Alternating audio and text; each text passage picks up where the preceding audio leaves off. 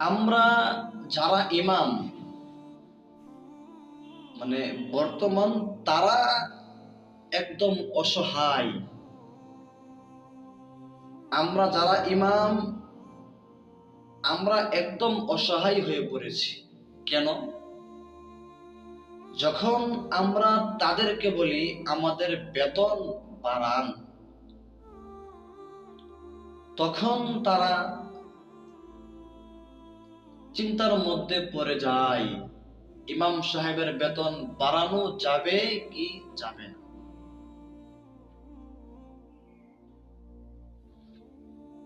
মসজিদের কমিটি, মসজিদের সভাপতি, তারা 1 মাস 1.5 মাস তারা মিটিং করে ইমাম সাহেবের বেতন বাড়ানো যাবে কি যাবে না।